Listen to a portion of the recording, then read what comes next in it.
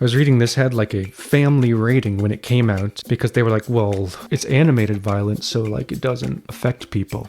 I'm fucking affected over here. Minute 1, all the animators drop acid and explain to us the origins of the universe. And at first, all the animals got along great. But eventually, there was so many rabbits that the sun got pissed.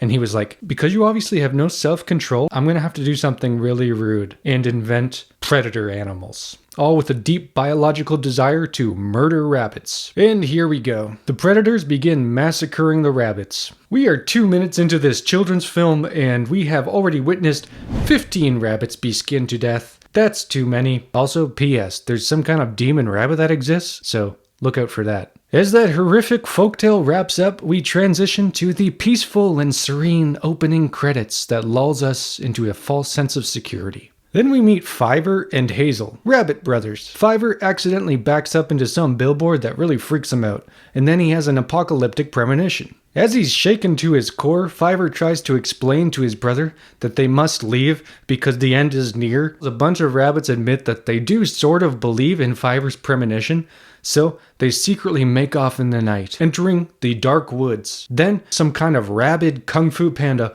pops out from the bushes, a la Jack Nicholson in The Shining, causing me to shit my pants. Next, the exhausted rabbits come across a field of plants that gives them shelter to rest. One of the rabbits leaves the field for 2 seconds to eat a flower, and a bird of prey snatches her up. 1 minute, you're sucking on a dandelion, and the next minute, you could be picked up by a large bird.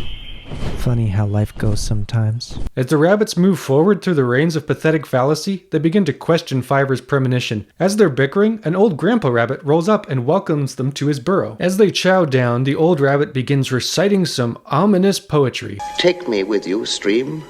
Take me on your dark journey. Which freaks out Fiver, and he decides to get the f*** out. Good choice. Bigwig, which is the name of this rabbit that looks like he's wearing a wig. Bigwig tells Fiver how paranoid he's acting, and then he gets caught in a snare. As Bigwig is bleeding out, they attempt to dig up the peg. As they succeed, Bigwig passes away, and the rabbits recite their own ominous poetry. My heart has joined 1,000, for my friends stopped running today. Jesus Christ. As the rabbits decide on their next move, Bigwig comes back to life. Nice. Looking upon the beautiful hills ahead, the rabbits decide that there, atop the hill, will be their new home. Continuing their journey, Captain Holly collapses in front of them, and he informs them that Fiver's vision had been true, and their home has been destroyed. They were all buried alive and went mad as they suffocated, clogging the tunnels with dead bodies. The next morning, the rabbits reach their destination. They have found their new home. And surely this is a great point for the movie to end. And if you're a fan of not being emotionally devastated, this is the ending for you. Please scroll away from this video. Now, if you're still here, thank you for accompanying me on this journey down the bleakest rabbit hole imaginable. This terrible, loud, annoying, injured bird rolls up. The rabbits want to help him, but the bird tells them to piss off. Piss off! They bring him to their new burrow to rest, and then, as the rabbits are enjoying the safety of their new home, they realize that their society is missing a crucial element, lady rabbits. It's a total carrot fest. Under the cover of night, Operation Bunny Love Heist commences. They gnaw the cage open, but are spotted by the guard dog and cat, which alerts the humans. The rabbits run for their lives as the humans open fire, killing Hazel. Fiver, unable to accept the loss of his brother, wanders into the fog as he is tormented by visions of the harbinger of death known as the Black Rabbit. And this harrowing surrealist scene is accompanied by this haunting Art Garfunkel song, Bright Eyes. The next morning, Fiver reveals that Hazel is still alive, just wounded. The bird performs open beak surgery, removing the bullet, and then Captain Holly emerges from the grass and opens up about his recent trauma. On his journey here to find them, he stumbled upon this evil rabbit colony, and he has a scar that they gave him to mark him, and marked rabbits could only be above ground at certain times, which was severely enforced under the reign of the mad ruler, General Woundwort. If you were found above ground at the wrong time, you were sentenced to unspeakable torture. The rabbits decide that despite the immense danger, their only option is to go to the evil rabbit colony and persuade the females to leave. Bigwig is brought into council under the questioning of General Woundwort, and acting as a covert operative, Bigwig says that he's here to join their colony. Bigwig is shown a demoralized prisoner who is being punished for trying to escape. He must stay in his corner and display his torn ears and other wounds to act as an example to the others.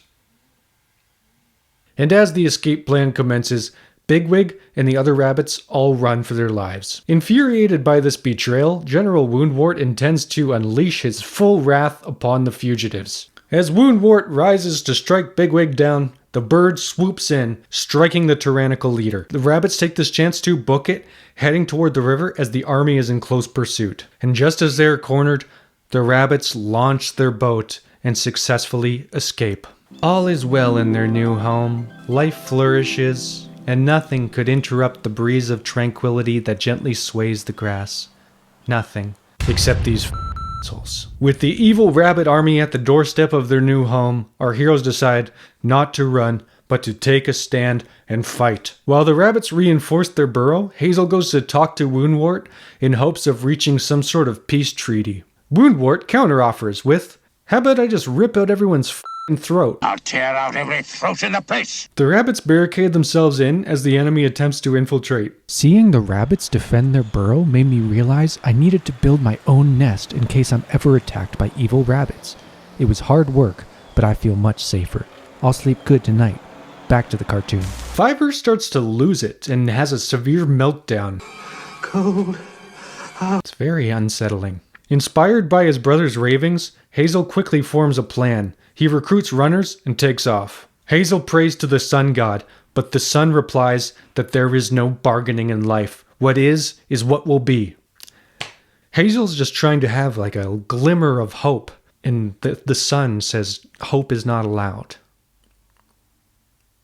Hazel arrives at the farmhouse and unleashes the dog and leads it back to the burrow. The dog gets momentarily distracted as it stops to take a quick piss, and then the chase is back on. The bloodthirsty Woundwort searches mercilessly for Bigwig, but Bigwig ambushes Woundwort and the two engage in an ultra-violent showdown.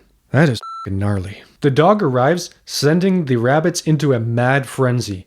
The dog begins murdering left and right. Woundwort emerges, instructing his followers to stay and fight. A voiceover instructs us that General Woundwort's body was never found, and he became the subject of legend for future generations. And as the seasons slowly pass, Hazel is visited by the Black Rabbit of Death. The Black Rabbit offers Hazel to leave this world behind and join him in the afterlife. And Hazel, tired from a life riddled with pain and stress, he softly lies down, and his soul leaves his body.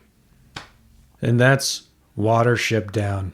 Holy f***ing shit. Watching Watership Down makes you realize how fragile everything is. The relationships we form, the places we call home, all of it can be torn apart in an instant. But even in the darkest moments, there's something undeniably human about the will to survive, to keep moving forward.